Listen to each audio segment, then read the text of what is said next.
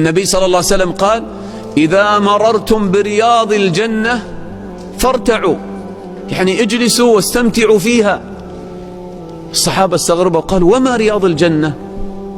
يعني في حدائق بساتين؟ مساكين قبل ما عندهم ملاعب ولا حدائق. فقال لهم: ماذا رياض الجنة ما هي؟ قال: حلق. ماذا؟ حلق الذكر، مثل حلقتنا هذه. حلق يعني شوف نحن حلقات مسوين الآن في المسجد، نذكر الله، نتذكر أنبياء الله. هذه حلق الذكر، هذه الجنة الحقيقية في الدنيا. الذكر جنة عاجلة، عاجلة يعني في الدنيا قبل الآخرة. ولذلك يقول بعض السلف: مساكين أهل الدنيا خرجوا منها وما ذاقوا أطيب ما فيها. قيل: وما أطيب ما فيها؟ شو أحلى شيء في الدنيا؟ إذا واحد سألك شو أحلى شيء في الدنيا، إذا كان الشيء أحب شيء عندك في الدنيا، اللسان إذا أحب الشيء يحب دائما إيش يسوي، صح ولا لا؟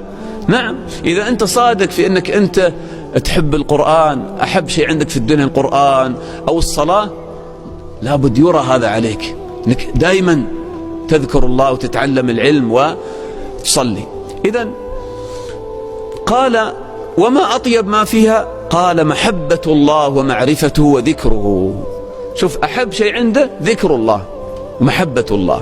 وقال آخر: إنه لتمر بي أوقات أقول، يعني واحد يكون جالس ذي يذكر الله، يقول: إن كان أهل الجنة في مثل هذا إنهم لفي عيش طيب.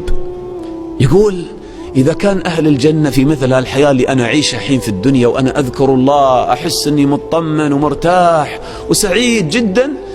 يقول: يعني أهل الجنة إذا كانوا يعيشون في مثل هذا النعيم، هذه السعادة، والله هذا عيش طيب، ما أتخيل نعيم أعظم من هذا النعيم حتى أهل الجنة. شوف كيف ذكر الله يجعل في قلبك طمأنينة. ألا بذكر الله تطمئن القلوب.